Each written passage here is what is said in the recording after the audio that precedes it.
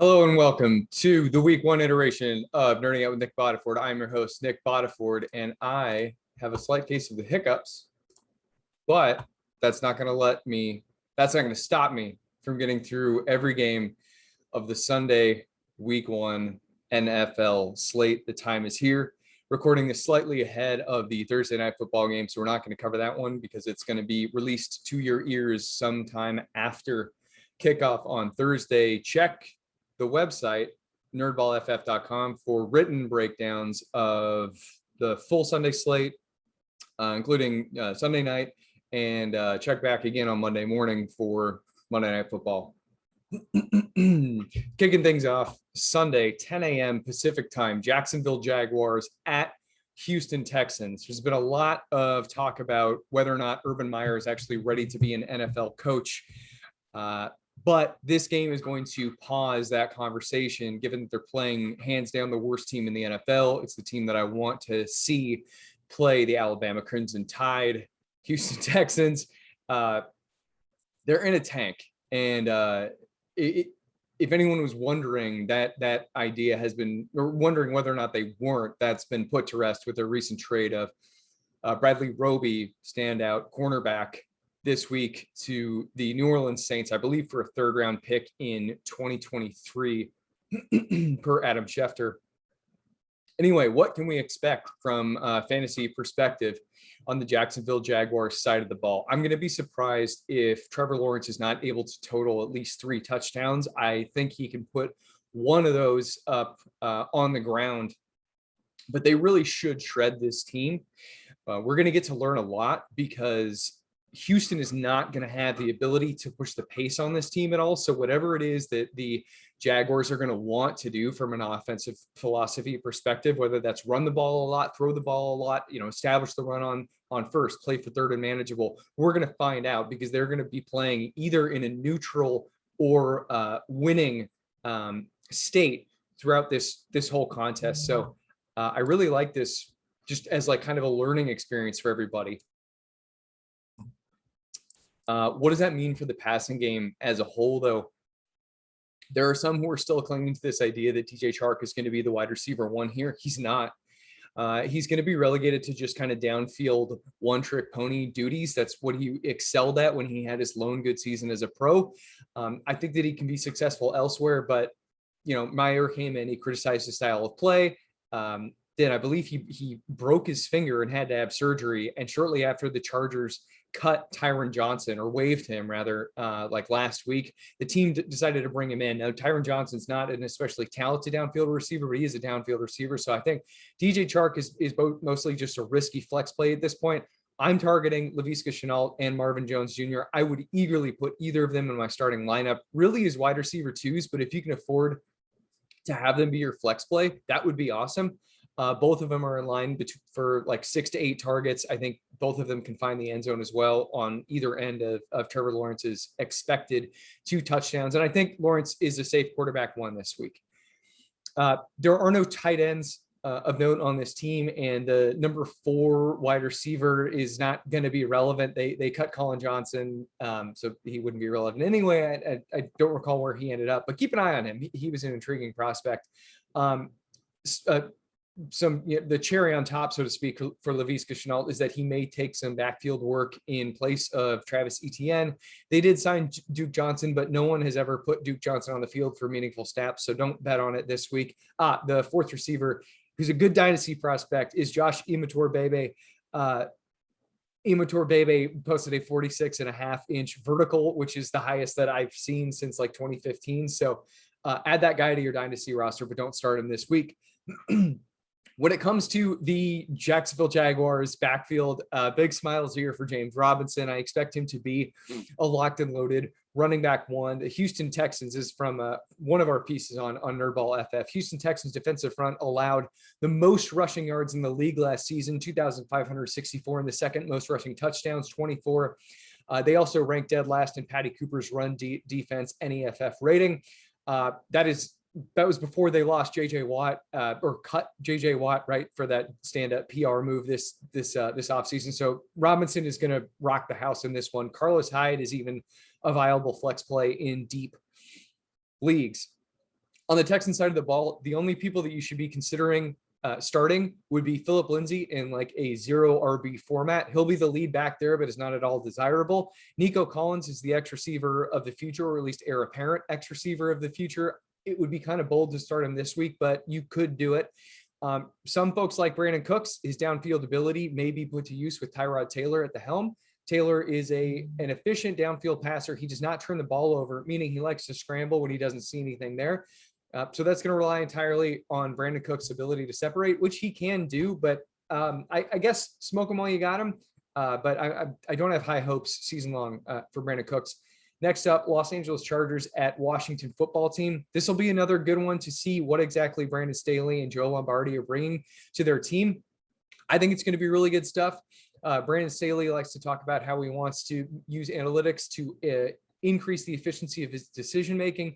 Joe Lombardi just spent the last 4 or 5 years as the quarterbacks coach in New Orleans. And although we can't credit him can't credit him with all of Drew Brees' successes, he certainly played a role and without a doubt learned something from Drew Brees. So I'm excited to see what Justin Herbert, who set a litany of rookie records last season, youngest player to throw 30 touchdowns, set the total rookie touchdown records, was just 39 yards short of the rookie passing record. He did all of this without any first team reps in the preseason and was not given the starting nod until 15 minutes or whatever before kickoff in week 2 because a medical staff trainer punctured Tyrod Taylor's lung with a poorly aimed shot. So what does this mean for Justin Herbert in week 1? Well, he has to play against the league's most dominant defense, but in some cases defense doesn't matter.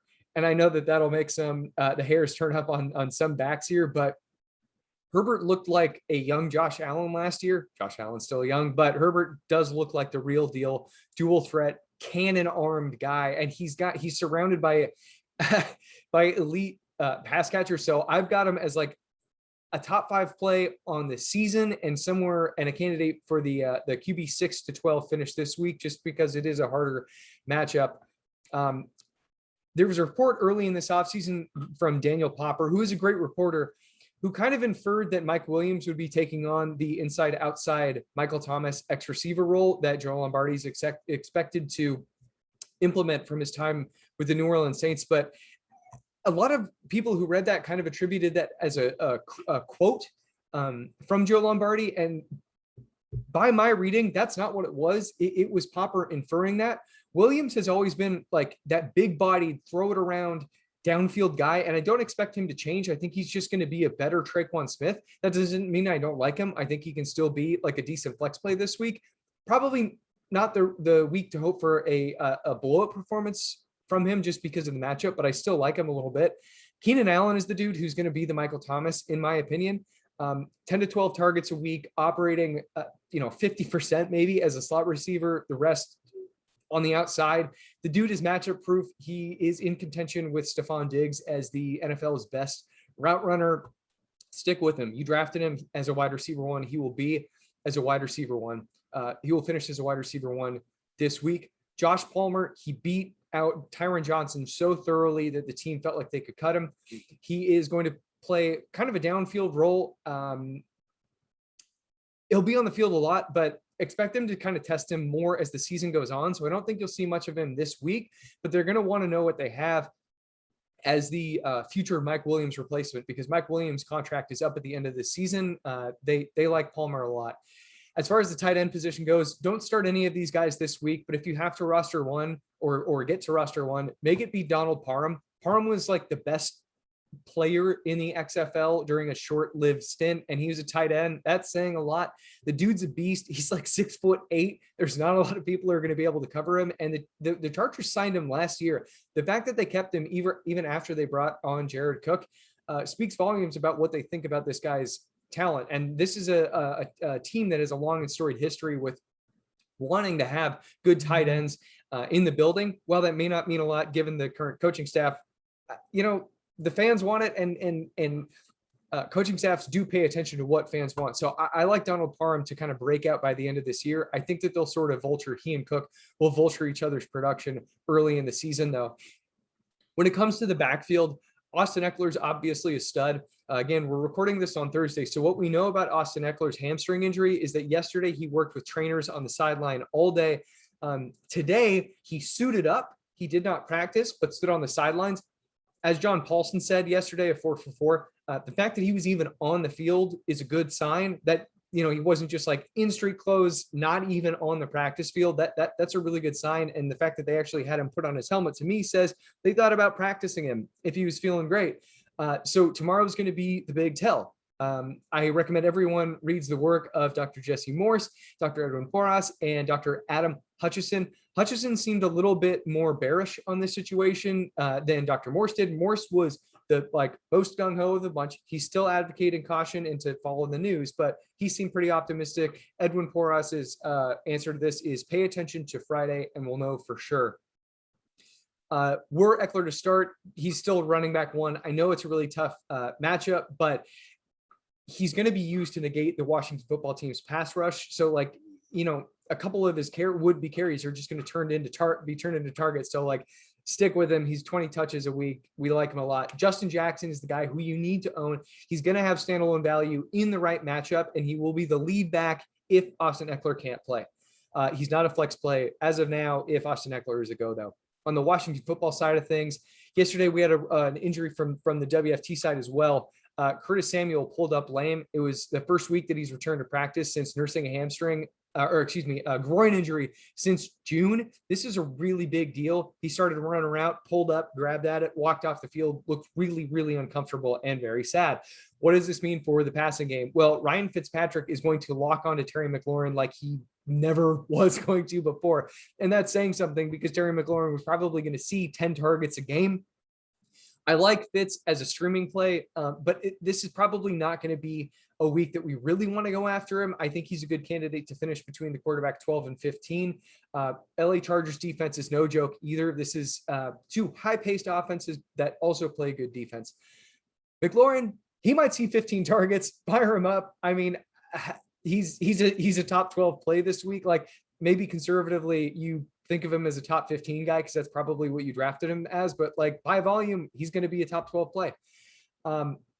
Diami Brown and Adam Humphries benefit hugely from Curtis Samuel being unable to play. Brown is going to prowl the deep area of the field. I don't think he's going to get a ton of work, but in a DFS setting or, super, super deep dynasty leagues where you got to start a bunch of people, Brown should be in your starting lineup. Adam Humphries is a candidate only in deep full-point PPR leagues operating as the team's primary slot receiver. I compared him to a lesser Cole Beasley in my week one rundown. At the tight end position, Logan Thomas, he was the third highest targeted tight end last year with 110. I don't expect him to retain that number 3 target. Breaking news here with Austin Eckler. Oh no, they're just confirming that he is that he suited up but did not play. Sorry, I got the alert on the phone and wanted to keep you guys in the loop. Logan Thomas, though, I think he's still going to be a contender to finish in the mid to high tight end 1 ranks. They invested in him. They gave him, I think it was a 3-year, $27 million deal. That's not insignificant. Again, I don't think he'll quite match that 110 target total, but he's going to be a featured part of their game plans. This is a bit of a tough week to keep him in the lineup. I get it if you have to, but Derwin James is going to be up in his business, and that's a problem. Running back Antonio Gibson, he's the lead guy. He may have the biggest range of outcomes for those earlier round running backs that we drafted. I like to follow the work of Dr. Edwin Porras on this one. He's very in tune with what's going on in Antonio Gibson. And basically what he said is there's no reason that this should still be an issue. He recently, we think, had to have fluid drain from his turf toe injury. We don't like that, but the guy's going to get 18 carries. What you may end up having with Gibson on a week-to-week basis is just a guy who doesn't practice Wednesday, maybe doesn't practice Thursday, suits up and rocks the house. The key to the skeleton key to unlocking his true elite RB1 season and becoming DCCMC is the passing game workload. It was promising that Peyton Barber was cut this week. No longer having any competition at the goal line is huge for Antonio Gibson, but JD McKissic still going to be a factor in the passing game. We think thinking of Gibson as a back end running back 1 is fine right now. The top 15 play at worst. McKissic is full point PPR only, and dynasty leaguers should have Jarrett Patterson rostered. On to the Seattle Seahawks, Indianapolis Colts. This will be another one where we're learning more. Shane Waldron, former passing game coordinator of the Los Angeles Rams, who traditionally run a really high pace offense. Coming over to Seattle, we think this is going to be what makes the marriage between Pete Carroll and Russell Wilson last for a long time. But Carroll wants to run more. Wilson wants to throw more. So what they're going to do is just run more plays. The Indianapolis Colts defense is very stiff. They will try to play somewhat clock control. So I don't think that this is a true ceiling week for Russell Wilson, but like not top 3, but I've got him as finishing between the quarterback 4 and quarterback 8 range. There is no one in the NFL who can slow DK Metcalf's downfield abilities though, and his overall receiver-dom. So start him as a top 5 play. Tyler Lockett is what Cole Beasley wants to be. Cole Beasley, I guess, is just going to be the de facto slot receiver comparison tool. But yeah, Tyler Lockett, he's the guy who is the primary safety blanket play for Russell Wilson. And he has spiked weeks when they play the right defenses. This week, PFF.com, they have excellent cornerback, wide receiver matchup tools. They've got Lockett ranked as the 9th softest matchup of the wide receiver CB matchups this week. So rock and roll, start him as a wide receiver 2, profit. That's how it works. I am not high on 24-year-old rookie wide receiver Dwayne D. Eskridge. Eskridge was a late breakout guy in college. It's easy for grown-ass men, pardon my French, to beat up on 19-year-old defenders.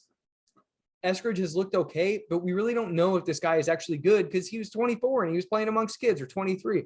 I'm cool on him. Maybe I'll be wrong. The number 3 passing game option, I think, though, is tight end Gerald Everett. Everett was with the Rams. Shane Waldron made him a priority signing to bring him over in free agency this season. It's been a while since we've seen Seattle operate with a true tight end 1 in their clubhouse. They've had Will Dissly, Old Greg Olsen, et cetera, et cetera. The last time we had an actual difference maker at the position was Jimmy Graham. He saw 29 red zone targets, which resulted in team leading 29 red zone targets by like 15 targets, which resulted in 10 touchdowns. Draft Gerald Everett. I think he's the guy who breaks into the position's elite. And I know we say that about someone every year and it flops, but I think that Gerald Everett is actually the guy. Chris Carson, 20 touches, tough defense. They got Darius Leonard back after missing him for much of last year. He's a high-end running back too. I don't like any of the backups. We got to see what happens. Maybe Baltimore comes calling and they sign like Alex Collins away, but Rashad Penny has a lot of guys that he's got to compete with. He's had weight issues. It took him like 2 years to recover from his torn ACL. I'm not on the Rashad Penny bandwagon. A lot of folks are. I never, ever have been. It's Chris Carson. Take a flyer on one of these guys if you want, but yeah, no one aside Chris Carson for me. On the Colts side of things, Carson Wentz, he's starting. Don't worry about the foot injury. He's ready to rock. Seattle's defense is like, it's more deep than it is talented. One guy that's going to be interesting to replace, they drafted that linebacker, too early, like 2 years ago, KJ Wright. He got a lot slower, but he was still a good screen pass blower upperer. I don't think that they really have anybody, Seattle that is, to stop the connection between Carson Wentz and Nyheim Hines. So I actually like Nyheim Hines across across half-point PPR at least and PPR formats to finish as a top 24 back this week. They're going to try to control the clock with Jonathan Taylor early on, and he'll probably get his. He can probably go for like 80 yards and a score. I think, let's see here. I've got Jonathan Taylor this week projected to finish as the running back 10. Yeah, like I said, they're going to try to rock the clock with him, but Hines is going to be a good bet for a top 24 finish. Carson Wentz, more of a 2 QB league option than he is a single QB league option. The runway has been cleared for Michael Pittman Jr. to blow up in his second season. People forget that he almost lost his leg last season with compartment syndrome. He bounced back, or he came back midseason and played after having that dealt with, but had a pretty serious issue that he had to deal with during the COVID stunted season. So props to Michael Pittman for doing that. T.Y. Hilton got a neck issue. Now he's on injured reserve. It's sky's the limit for Michael Pittman. Only looking at Paris Campbell in full point PPR formats. Best ball only for any of these tight ends. New York Jets at Carolina Panthers. Really like the scheme that Robert Salah and Mike LaFleur are implementing in New York. I think that Zach Wilson is a total sneaky pick. Shout out to our man Jax from the mock draft. That's my man, my writer bud, James Wolfe. for calling Zach Wilson as a sneaky good offensive rookie of the year candidate. Dude balled out in the preseason, and he quietly posted 10 rushing TDs in college. I know we talk about Trey Lance and Justin Fields as the dual threats at the quarterback position, but like Zach Wilson can do it. So don't sleep on this guy. He's entering a highly efficient offense, and he's starting the season against the Carolina Panthers defense, which is a really, really, really bad defense. So I am all in on a line of like 250 passing yards, 2 TDs, probably throws a pick, but maybe sneaks in 30 rushing yards and a score. Top 15 quarterback play, Zach Wilson, dude could finish as like quarterback 9 this week too. I like this a lot. 4th-year quarterback Deante Johnson and rookie J.C. Horn are going to be tasked with slowing the 4th-year, not very good Deante Jackson, are tasked with slowing Corey Davis and Elijah Moore. Corey Davis was signed to a boatload of cash after a huge breakout season. I think he was 5th in the NFL last year in yards per route run. Finally had his breakout year. 4-year deal, a lot of money. And he ran 13 routes this preseason. He was targeted on 11 of them. Corey Davis was drafted as a flex 2, like a wide receiver 4. I think that he's a top 15 play at the position this week. I think he's going to rip the cover off of this defense. Elijah Moore, best thing that happened to anybody who drafted him was that he tweaked his quad in the preseason. This guy, I mean, AJ Brown in tears said he thinks that he is better, that Elijah Moore is better than he is. So add Elijah Moore and start him as a flex play. Like if Elijah Moore is there, you need him. He will finish as a top 36 wide receiver this season. Not into anybody else. Of course, Moore is helped by Jameis Crowder currently battling COVID. Keelan Cole, super deep league bench stash. Okay, that's fine. Maybe DFS. As far as the running backs in this group, Tevin Coleman, he's got the sickle cell trait. It's really negatively impacted his ability to stay healthy. He's listed atop the depth chart for week 1. I'm not a big fan of him just because I was back in his day, but he's a lot older now. Ty Johnson is the most capable one-dimensional rusher in this backfield. I like Johnson to see 15 carries this weekend. It's a bit risky. Just because Coleman is listed as the number 1, but I think that Johnson is the best pure rusher. And what I hope happens is that he and Michael Carter form a 1-2 punch. Carter is, of course, the best overall running back. He's a rookie, little undersized. He's 5'8", about 201 pounds, I think. But he's the best pass catcher on this team. He was unable to get higher than the running back 3 on this roster, though, to start this season. So I don't think starting him is prudent. But he could quickly turn into a running back too. Ty Johnson, if you need a flex guy, it's risky again, but it's who I think is going to succeed here. Post Adam Gase bump in line for Sam Darnold? We think so. He's going to a great scheme. Joe Brady last year, he managed Teddy Bridgewater to the quarterback 19 results. DJ Moore, wide receiver 22, Robbie Anderson, wide receiver 24, and Curtis Samuel, wide receiver 25. That's their finishes. That's how they finished last season in half-point PPR leagues. I think DJ Moore and Robbie Anderson can do that or better with Sam Darnold at the helm. Brady very smartly dialed up 56% passing plays on first half early downs. That was 12th most in the NFL. I know a lot of early down defensive packages are now gearing up to stop the pass, but many of them are still geared towards stopping the run, or at least only have the personnel prepared to stop the run. It is very difficult to find 3 standout corners. So you like it when a quarterback who's trying to turn his career around gets to face off against what will probably be run defense units on first down. Darnold, good quarterback 2 option in Superflex and 2 QB leagues. I like both Moore and Anderson as wide receiver 2s this week. Terrace Marshall, rookie out of LSU. The dude won the slot receiver competition. Let's not forget that last season, Braxton Berrios, the Jets' backup slot receiver, tied for 2nd in the NFL. Thank you very much, Pete Rogers, for your statistics in targets per snap, tied with Devontae Adams and Antonio Brown. Sam Darnold throws to slot receivers. Terrace Marshall is a big-bodied slot receiver. He looks the part. You could start him as a flex this season if you have some guts. And by that, I mean as soon as this week. Christian McCaffrey, he's a running back 1. Chuba Hubbard needs to be rostered. Minnesota Vikings at Cincinnati Bengals. The Vikings, they're going to pass, they're going to at maximum will throw half the time on first down. That's okay. This passing tree is super, super small. It is a matchup that is good enough for Kirk Cousins to return high-end quarterback to streaming value. Justin Jefferson, top 6 receiver for week 1, and Adam Thielen, rock solid wide receiver 2. This defense, this Bengals defense, they lost both Geno Atkins and Carl Lawson in the offseason. They replaced them with standout pass rusher Trey Hendrickson and more of like excellent run defender Larry Ogunjobi. So they're lacking in their pass rush, and they were last in QB hurries, last in sacks, and second last in quarterback pressures last season. I like this the Minnesota Vikings passing offense a lot in week 1. And of course, that includes Dalvin Cook because, well, he will get probably 20 carries this week. Minnesota, when they do throw the ball, they throw to running backs at a rate of 20%, which was 8th highest in the NFL. That was last season. So even if Dalvin Cook isn't getting the rock on the ground, he's going to get it through the air. He's the guy who he and Alvin Kamara are the two best guys two most likely guys to dethrone Christian McCaffrey as the running back 1 this week. Alexander Mattison needs to be rostered in all formats, but not started. Cincinnati Bengals. A lot of people who tear their ACL, MCL, PCL, and meniscus never play football again. Joe Burrow is coming back ahead of when he probably should be. He's technically in like the window where he's not at a higher risk of re-injury, but he's not fully healthy. I think that this is going to be kind of a tough outing for him.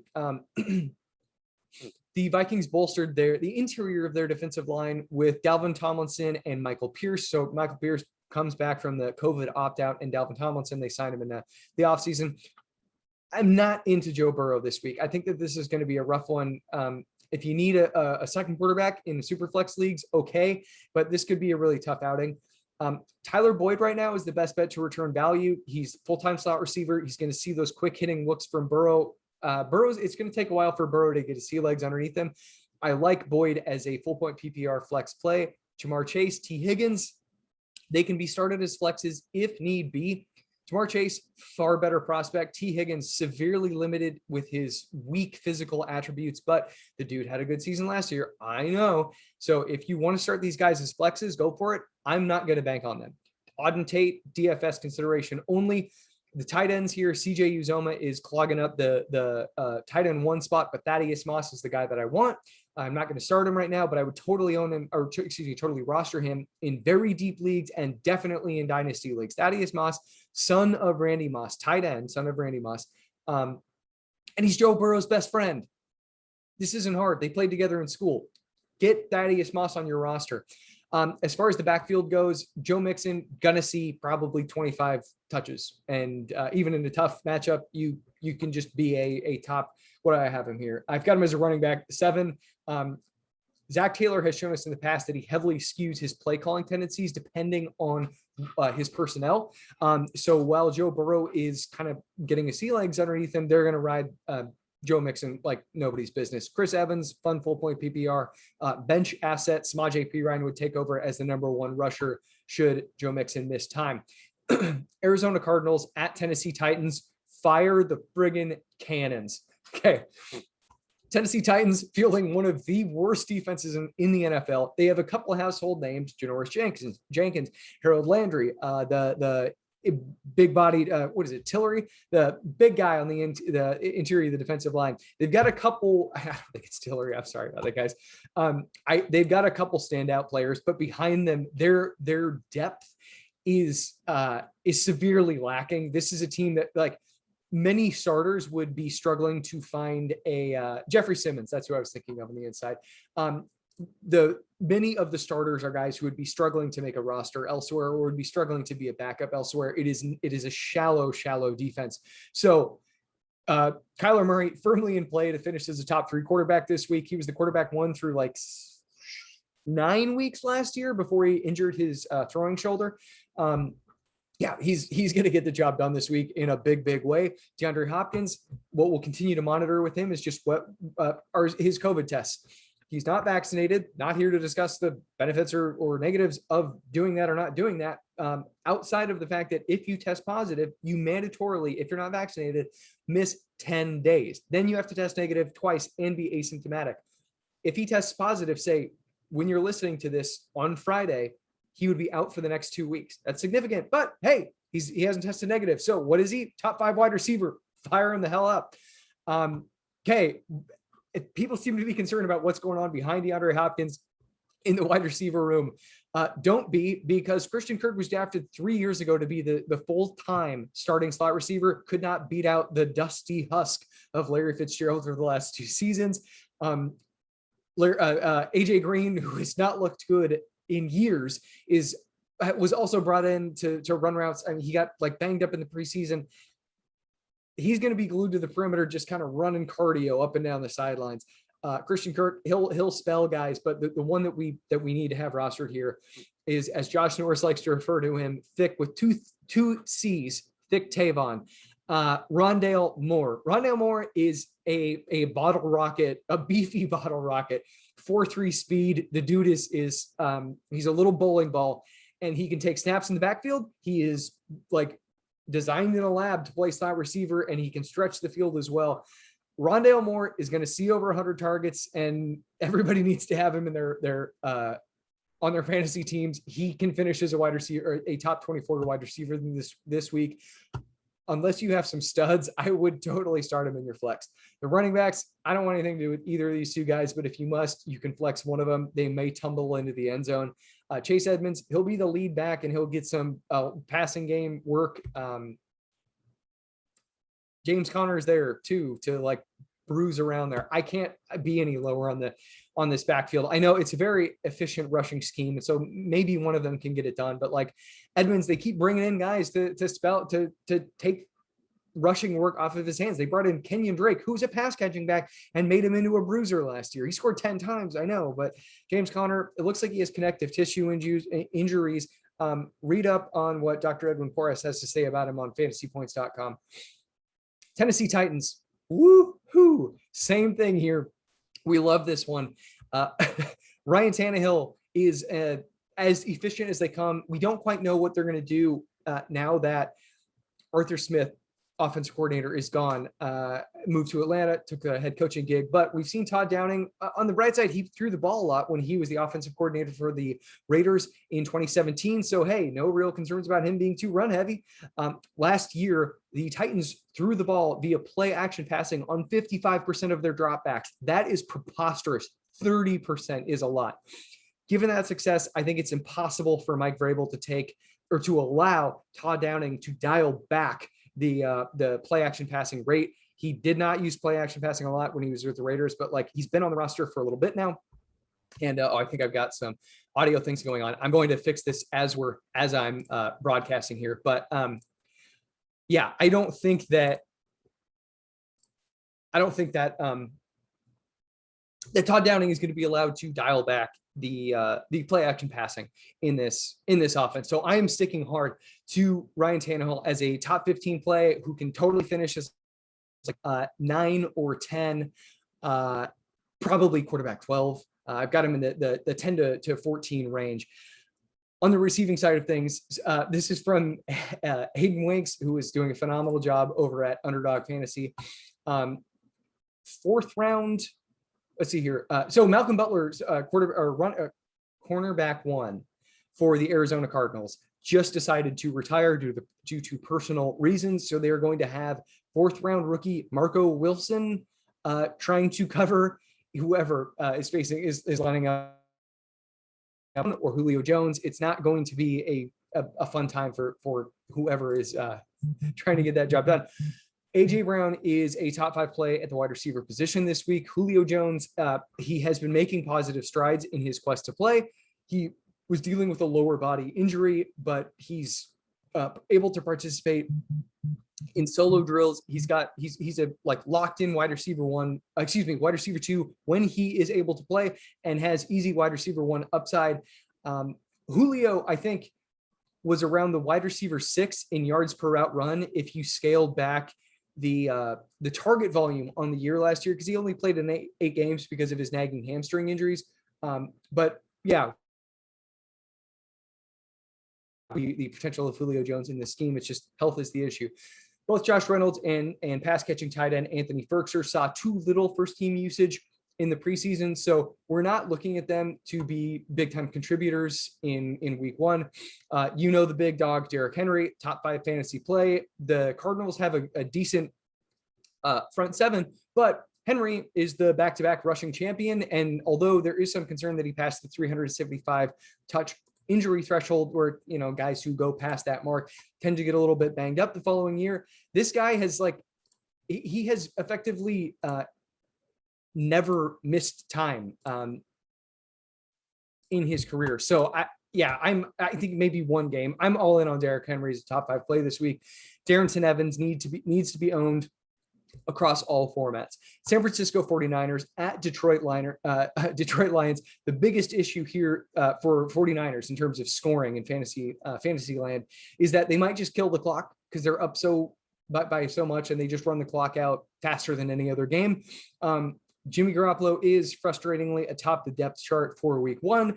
I think that Trey Lance should be your primary contrarian quarterback if you're entering like a large field tournament in DFS. Absolutely put in some lineups with Trey Lance, because although he's not named the starter, maybe he goes in there on the second play and you win $1 million. I wouldn't start him there in your season-long leagues. That would be a bad idea. Jimmy Garoppolo, he will be efficient, but he probably won't have the passing volume to make him fantasy relevant outside of 2 quarterback leagues this week.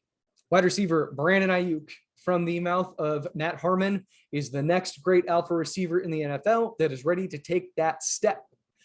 I've got him as a top 15 play. The dude is an absolute freak after the catch, and he showed that he can run a full route tree last year. He's going to do battle with Jeff Okudah, but I'm very excited to see what Brandon Ayuk does in the second season here in week one. Tebow Samuel, the yards after catch beast, was number 3 in the NFL in his rookie season 2019 with 8.5 yards after catch per reception. Last season, 12.2 yards after catch per reception per PFF. He is healthy and will start. He's a flex play, no higher than that, just because he is one of those guys that may actually be injury prone. There are not very many of them. He might be one. Trent Sherfield, keep an eye on him as a downfield guy whenever Trey Lance comes in. George Kittle, runner up to the yards per route run mark of 2 point whatever. He ran 2.84, which was second best at the position behind Travis Kelce. In 2019, he was the co-leader in fantasy points per game, 12.9 with Travis Kelce. He got a little banged up last year and people are down on him. The dude is an elite tight end 1. In the article, I turn everyone to a short thread by Will Brinson, but here's what you can expect with the 49ers backfield. Kyle Shanahan does like to use 3 running backs. I think that Kyle Juszczyk counts, and we can fire Juszczyk up in like crazy, weird, deep flex leagues, not in standard redraft leagues.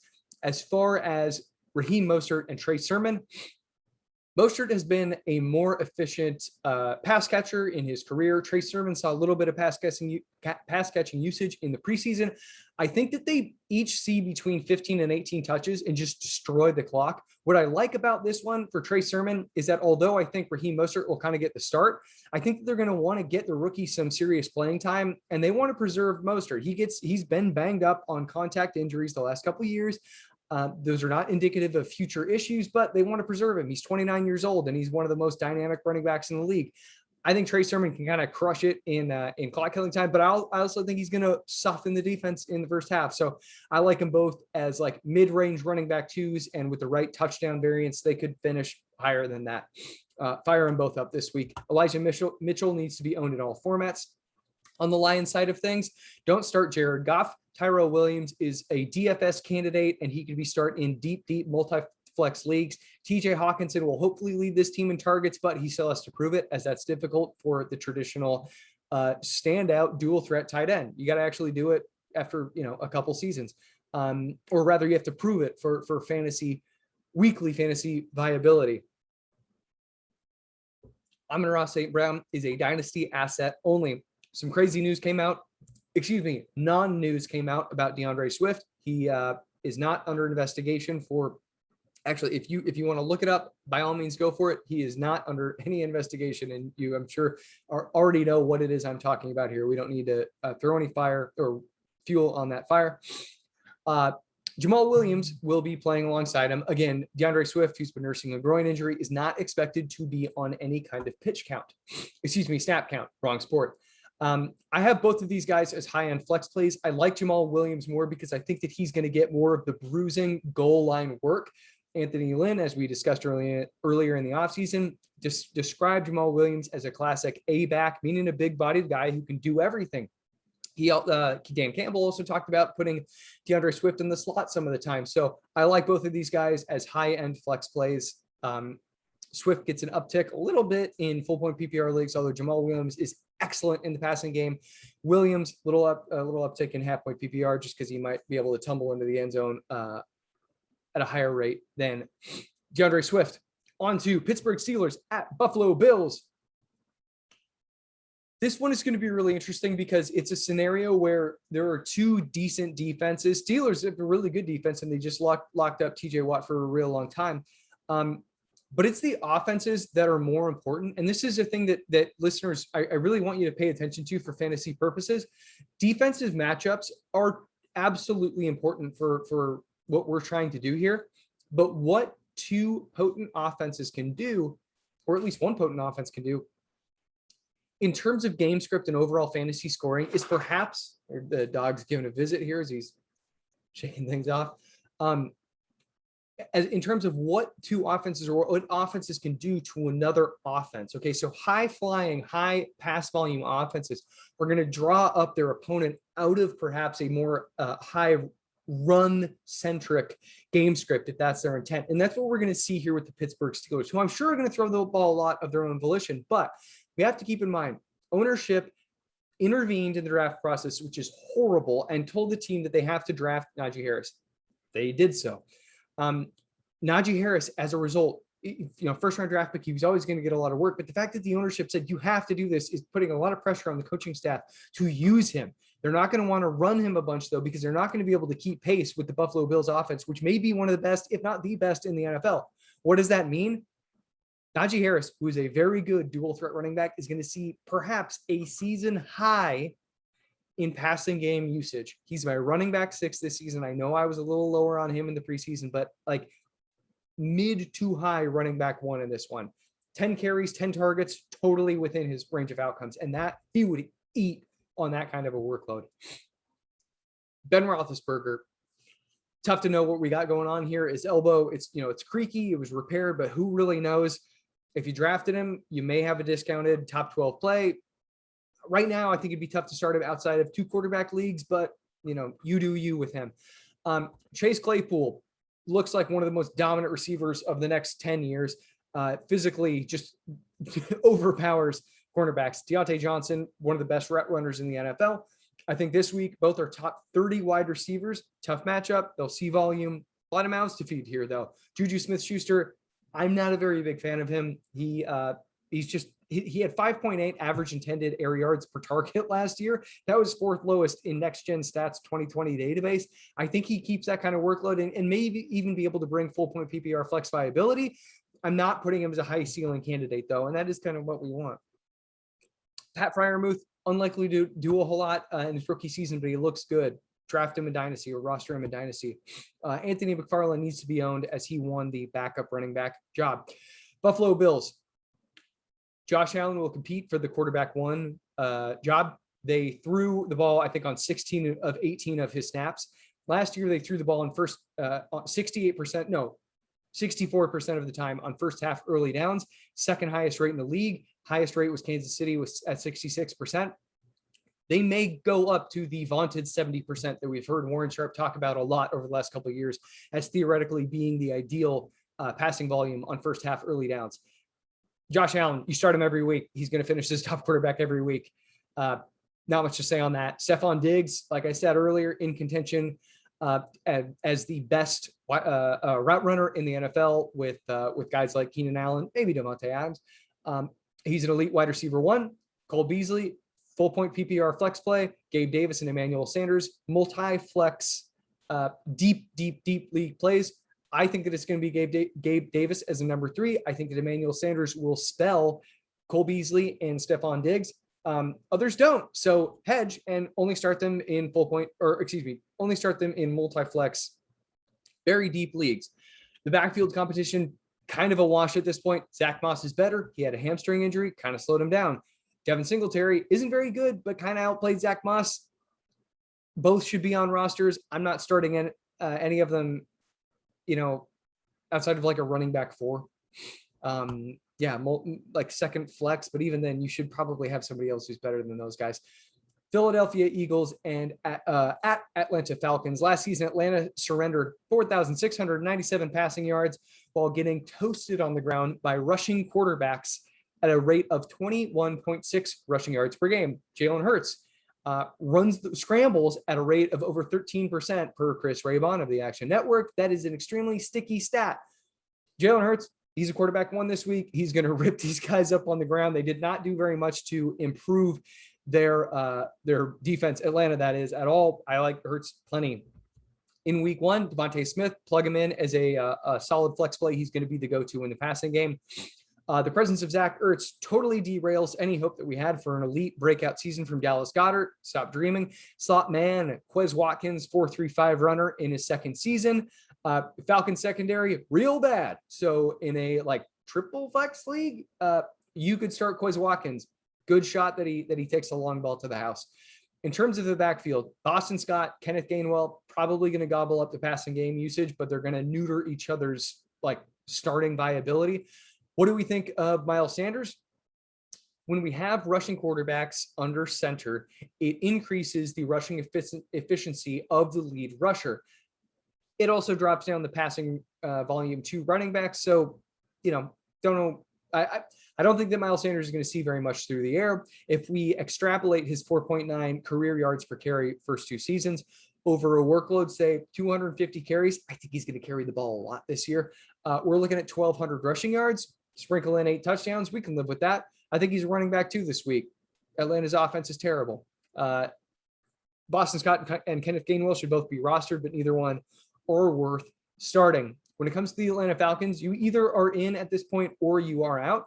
Arthur Smith, as said before, threw the ball last year, had the Titans throw the ball last year at a rate of 55% of their dropbacks. That is the craziest number I've ever heard in my life.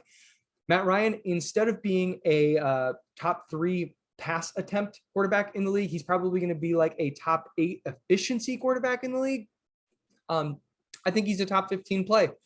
The Eagles defense is so, but this is a really, really, really smart scheme that he's playing in. So start Matt Ryan, definitely in 2 quarterback leagues, and is high-end quarterback 2, back-end quarterback 1 maybe. Calvin Ridley will toy with 200 targets. Olamide Zaccheaus and Russell Gage, who is not going to be a thing, people, are the 2 guys that Calvin Ridley has to contend with. Yeah, Calvin Ridley could see 200 targets. He's I shouldn't have left him out. He is also one of the best route runners in the NFL. Elite wide receiver 1 this week. Mike Davis, dude's going to rock the house. They got rid of Quadri Allison. They brought in Wayne Gallman and have listed Cordero Patterson as a running back 2 there. I think Mike Davis, as long as his body holds up, is a sure bet for 20 touches per week. Again, he's playing in the scheme run by Arthur Smith that led to back-to-back Derrick Henry league-leading rusher. That resulted in him being the league-leading rusher in the last 2 seasons. So, yeah, I think that Mike Davis was an excellent value pick as a high-end running back 2. The man you've all been waiting for, Kyle Pitts, who is going to be someone you get to start as a tight end and who will play X receiver probably 30% of the time, Z receiver probably 30% of the time, and slot 30, and then in line maybe 10. The dude is going to – Kyle Pitts is going to rock the shit. So start him as a top 5 wide receiver this week. He's, I think, at worst equivalent to wide receiver 20. It's going to be good times. Cleveland Browns, Kansas City Chiefs. Cleveland Browns get a chance to exact revenge, this time with Odell Beckham Jr. after being bounced from the playoffs last year by the Chiefs. Biggest pendulum swinger here is all-pro safety Tyrann Mathieu, currently battling COVID-19. If Tyrann Mathieu is able to play, I think Baker Mayfield is best started as a quarterback 2. But if he's not, then he could actually spring into that back area, quarterback 10, which may not like win you the league, but where you drafted him, you were thinking he's going to be the quarterback 15 or 16, not quarterback 10 to 12. So monitor Tyrann Mathieu starting availability. Odell Beckham Jr. would go from a decent flex play to a guy who's a pretty good shot at housing a long ball. Again, with Tyrann Mathieu out, that would be fantastic. Jarvis Landry, every single week, top 30 wide receiver, especially in full point PPR leagues. Donovan Peoples-Jones, too volatile right now with Odell Beckham Jr. on the field, but he's a great guy for DFS lineups. Get him in there. They're going to, as the season goes on, they're going to use DPJ more and more and more, and it's going to be a lot of fun. Too many tight ends here for any of these guys to really stand out, but Harrison Bryant is the man to own for dynasty purposes and to roster for dynasty purposes, Kansas City kind of bolstered their run defense by bringing in stud defensive tackle Jaron Reed, and they drafted Nick Bolton, but Cleveland has the best offensive line in the NFL. Like, Wyatt Teller is a freak road grader. Nick Chubb can safely be started as a back-end running back 1. Kareem Hunt is I qualify him here as a must-start running back 2. And if this game starts to shoot out, you remember last season, towards the end of the year in the regular season, the Browns kept throwing the ball more and more and more as they got more comfortable with Kevin Stefanski's scheme. Now, they're going to always use Nick Chubb, but Kareem Hunt really could blow up this week. Keep him in your lineup. Kansas City Chiefs, Patrick Mahomes, quarterback 1 every single week, or a quarterback 1 every single week. He's a top 3 guy. I think Josh Allen can challenge there, maybe Lamar Jackson too. Travis Kelce, tight end 1. He'll compete with the top 5 at the wide receiver and the running back position on a weekly basis. Tyreek Hill, top 5 receiver. He's no longer just this speed guy. He is a proficient route runner as well. We're not interested in Mecole Hardman or Demarcus Robinson for redraft purposes at this time. Clyde Edwards-Helaire has recovered from his ankle injury, so we are all in on him as admittedly the running back 16, not a running back 1 this week. Green Bay Packers at New Orleans Saints. Maybe the biggest news is that the New Orleans Saints managed to plug one of their cornerback holes by bringing in Bradley Roby, again, from the Houston Texans. Bradley Roby, I don't think he's a game changer, or rather he is a game changer. He's not a world beater, but he'll make a decent impact here. That doesn't have any bearing really, though, on what the Packers are going to be able to do. Aaron Rodgers still going to be a quarterback 1. The loss of Trey Hendrickson from the defensive line last year is significant, so expect Aaron Rodgers to have some time in the pocket. They've still got plenty of talent on the defensive side of the ball. New Orleans Saints, they're Super Bowl contenders, but again, offense is playing with offenses here. We like this. Devontae Adams listed. He probably should be ranked as the wide receiver 1. But if you put Diggs there, if you put Calvin Ridley there, if you put AJ Brown there, again, running against a 4th round cornerback, I can't fault you. Like, Adams, he has a great chance at finishing as the wide receiver 1 this week, as friggin' always. But yeah, I'm saying this like it's a bad thing. The dude's an absolute stud. My favorite number 2 pass catcher on this team is Robert Tonyan. I know that Marquez Valdes-Scantling is said to have made strides. I'll believe that when I see that. You can roster him, but I wouldn't start him this week. Robert Tonyan, extremely high touchdown rate, probably too high, probably due for touchdown regression. But hey, old quarterbacks, when they lock on to guys in certain areas like the red zone, they will keep feeding them when they're in the red zone. So I am all in on Robert Tonyan as a reasonable tight end 1 this week. Aaron Jones, sky's the friggin' limit. Jamal Williams is very good as both a pass catcher and a rusher and a pass blocker. AJ Dillon is a good rusher. He is maybe in the passing game, on both when it comes to blocking and receiving. Aaron Jones, just double checking this here. I think I've got him listed as my running back 5, like rocking the MF house in this one. Allen Lazard, deep league guy, if you please. Jameis Winston, he is going to be interesting. This is going to be a learning week for us. Working with Sean Payton, does it really dial back his interceptions? And was his interception rate a result of working in the Bruce Arians scheme? Tom Brady had, I think, per Seth, the highest interception rate of his career last year. So maybe not. I think it's a wait and see on Jameis Winston, but if you want to fire him up to swing for the fences, all right, screw it, go for it. Marquez Callaway, borderline wide receiver 3, wide receiver 2. Dude can play. He has an X receiver profile and he can get the job done downfield. I'm into it. Alvin Kamara, top 3 running back. I think that he'll contend with Christian McCaffrey and Dalvin Cook for overall running back 1 honors. Tony Jones may be a flex play on a standalone basis, but I'm not starting him there this week. I am not interested in any of the other New Orleans Saints pass catchers at this time. Juwan Jones, though, Juwan James, tight end. Think about it. Adam Troutman is not going to be the breakout receiving tight end. He blocked way too much in the run game in the preseason.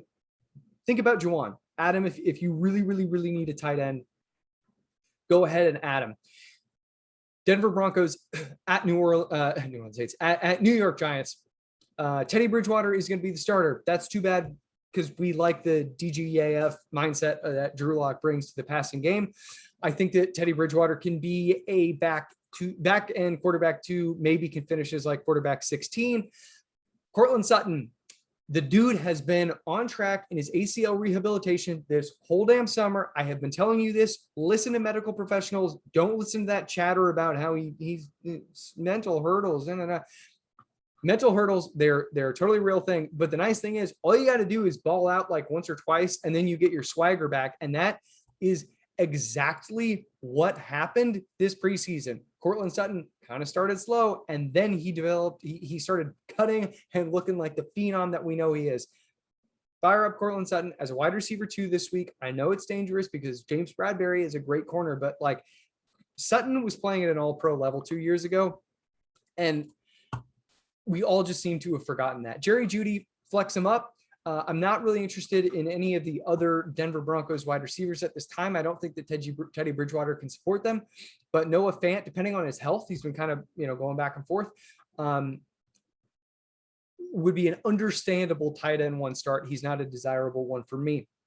In terms of the backfield, per Dwayne McFarland, everyone should go back and listen to some of the episodes that he and Brian Drake did on the Fantasy Football Hustle.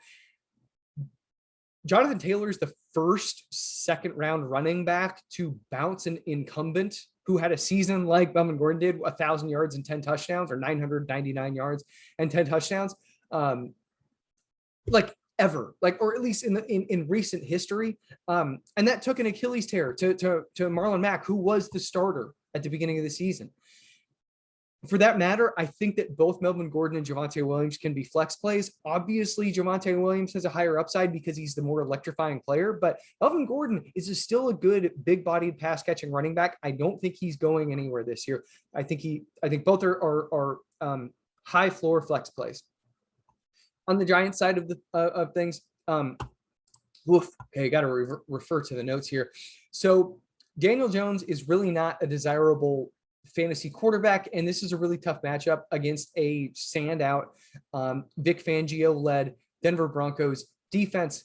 Kenny Golladay has been banged up. I don't know what his week 1 status will be. Tight end Evan Ingram battling a calf injury. That's bad. I think Sterling Shepard could quietly eat here, though, as the primary guy that Sterling Shepard is going to chuck the ball to. Much like Courtland Sutton, it's very fitting that these two players are playing against each other this week. Saquon Barkley has been fully on schedule in his ACL rehabilitation. Everyone stop what you're doing if you haven't already and go read the article by Dr. Edwin Porras of fantasypoints.com titled "The Medical Case for Saquon Barkley." He is on schedule.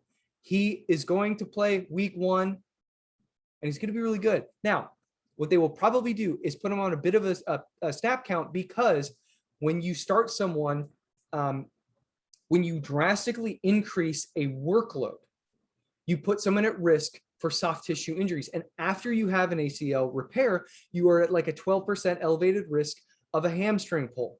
This is why we don't like to start guys who went through holdouts, because the data is there. Soft tissue injuries occur at a higher rate when people don't participate in the preseason. So we have to treat this like a holdout and understand that they're probably going to keep him on a snap count for the first 2 weeks. What does that mean? Probably 18 touches. You drafted this guy to be a 25 touch bell cow.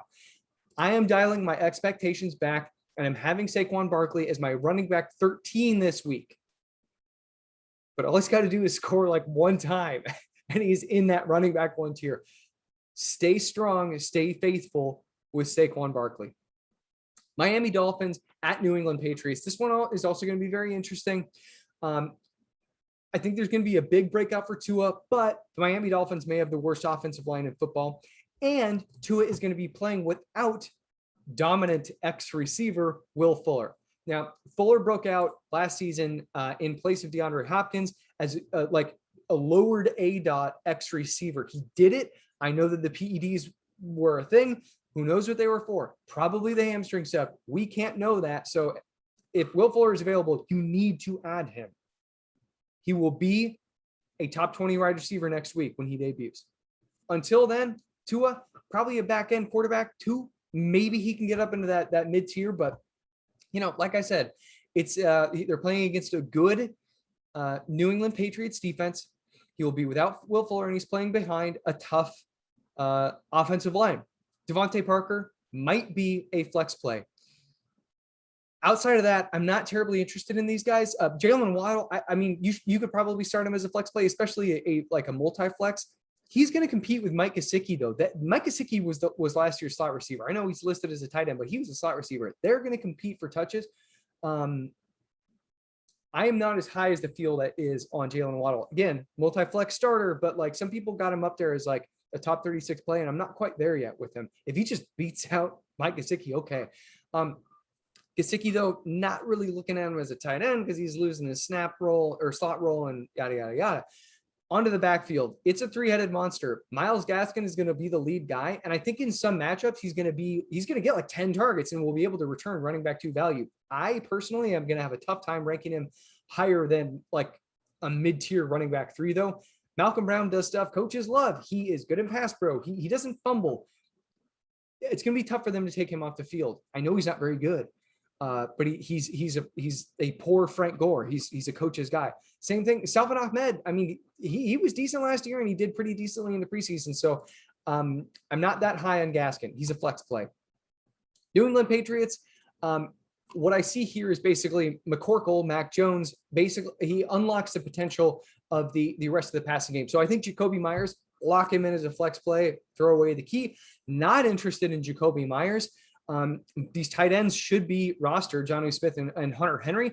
Henry's the guy who is likely to see the majority of the snap share, or the larger snap share, because he can be a blocker and line up as a pass catcher.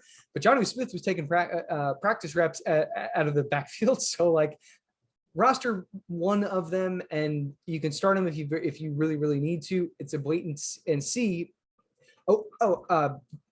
Mac Jones, back in quarterback 2, but perhaps viable in 2 QB leagues, probably not against Miami though, because their secondary is legit. In terms of the backfield, the trading of Sony Michel and the cutting of Cam Newton is what secured Damian Harris's goal line opportunity. So he's my running back 24. I think that James White can be like a flex play, especially in full point PPR leagues. JJ Taylor's still there though, and he played pretty well this preseason. I'm just double checking to make sure that I didn't miss anybody else. Oh, of course, Ramondre Stevenson, his thumb injury is not said to be a big deal. He dislocated it. It's back in there. Should be okay. He is a must add in Dynasty. I don't know if he's going to be a reliable producer though, and I definitely would not start him in week 1. On to Sunday Night Football, Chicago Bears at the Los Angeles Rams. It is a goddamn shame. I'm sorry for my language, but Matt Nagy is sticking with Andy Dalton as the quarterback 1.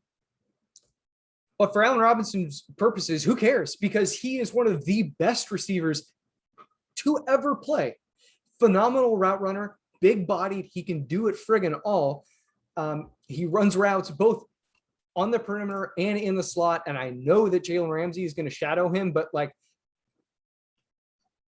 to a degree, defenses, I know I'm triggering people saying this. Defenses to a degree don't matter. When you have a talent like this, he's just going to get the job done.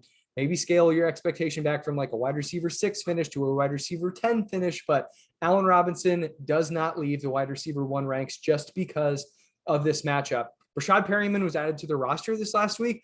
I don't think that he's going to see a lot of work, but if he does, it's coming out of Darnell Mooney's target share because they're both downfield receivers. I think Darnell Mooney's a lot better than him, and he's younger. His body's more like ready to rock. I think that Mooney could be a double flex start, but this is a really good defense that they have in LA, so I'm not eager to start him.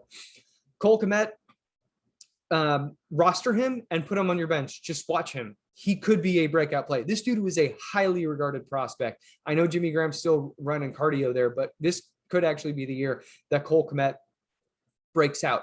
David Montgomery is just like a volume-based running back too. He's kind of slow, but he's proficient. He's basically Clyde Edwards-Helaire. Don't tell Clark that. But Montgomery will get the work. What's very interesting in terms of what's going on in this backfield, though, is that Tariq Cohen had a very slow recovery with his ACL rehabilitation, and he's either starting the season, I forget, on PUP or injured reserve. Point is, he's going to be ineligible to play for a few weeks. That's a big deal. Damian Williams was robbed of a Super Bowl MVP award 2 years ago.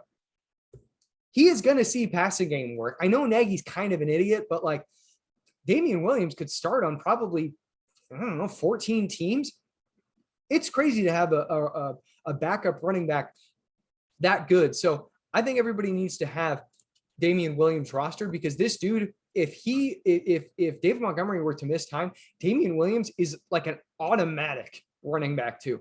That said, of course, until anything happens, David Montgomery, rock solid running back too. Damian Williams is a very, very, very deep league full point PPR flex play. Lastly, but not leastly, the Los Angeles Rams. This is going to be a blast to see because we're finally going to have a cannon-armed quarterback playing for Sean McVay. The Chicago Bears defense is very stout, though. I think that it's reasonable to put expectations for Matthew Stafford like firmly in the quarterback 11 to quarterback 12 range. He doesn't have any rushing upside. He's going to do it all on his arm. And I think he's going to be super efficient and it's going to be super, super, super fun to watch. But I don't know if he's going to have the juice to fully compete with like the elite at the position. That doesn't mean he's not a quarterback one though. And that doesn't mean that you shouldn't start him as a quarterback one this week. I think he can still have a very, very, very solid week. Robert Woods, dude should have a chance to vault here from that like running or wide receiver 17 to 18 range to wide receiver one. And again, tough matchup against the Bears defense, but they did lose some players. They had to trim some fat because of the salary cap this year. I believe one was Kendall Fuller. Also lost an interior rusher, Hicks, I think, or do it all interior guy. So Robert Woods, top 15 play. And I hope I haven't said top 15 play on like more than 15 receivers, but the dude could finish as a wide receiver one this week. We should all be very excited about what Robert Woods is going to do this year.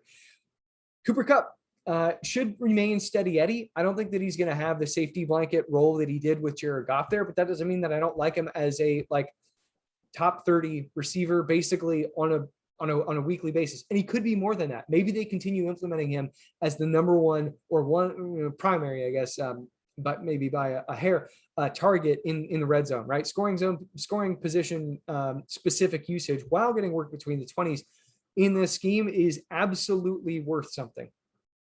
Van Jefferson, not very high on, a little bit athletically deficient, and I just don't know if he's going to get all that much run with Deshaun Jackson and Tutu Atwell there. Deshaun Jackson, kind of a start him if you got him thing, but like I'm not targeting him this week at all. He's definitely way more of a DFS play than any kind of standard redraft player. Tutu Atwell shouldn't have been drafted. You don't, just because you want to replace Deshaun Jackson does not mean you have to draft a guy that's the same size. Tutu Atwell is, I think, under 150 pounds. I don't think he's going to make it in the NFL. Tyler Higbee, because of the departure of Gerald Everett, has a very good chance at being a won't lose you the week kind of tight end one. He may break into the elite. We saw him do that for a stretch when Gerald Everett was out. And like maybe Higbee is the guy who breaks into like duels. I don't want to say Mark Andrews, but maybe Mark Andrews, just because Mark Andrews, with what they have going on there, friggin' tragic. All of the injuries at running back and wide receiver, Andrews is going to see a lot of work. So Higbee's probably not a guy who you can bank on to match his production, but I think that he could be decent. Darrell Henderson and Sony Michel both need to be added. I'm billing both of them as flex plays right now. Henderson, I think, could be like primarily a rush guy. Michel was always a premier pass blocker in college, and that people thought that would mean that he was going to be a pass catcher, which he like kind of did, but not really. I mean, he's mostly like a rush only guy. I think because he's played on a lot of passing downs in his pro career, though, they are going to give him the first shot at being the passing game guy. They'll probably do that with Darrell Henderson, though, because that's kind of what they hope to transition him to when they drafted Cam Akers. So again, I think both Darrell Henderson and Sony Michel can be started as high floor flex plays this week. One of them could end up breaking out as a back end running back too. That'll do it. I hope you all enjoyed this. From time to time, we're going to have guests on here. I will also be sneaking these in though, because I absolutely love going game by game, player by player, and just nerding out. That's why we have this show. Thank you all so much for listening. It means the world to me. Go get them and hit me up on Twitter at ginger__Nick. If you can't tell, got the red mop. See you next week.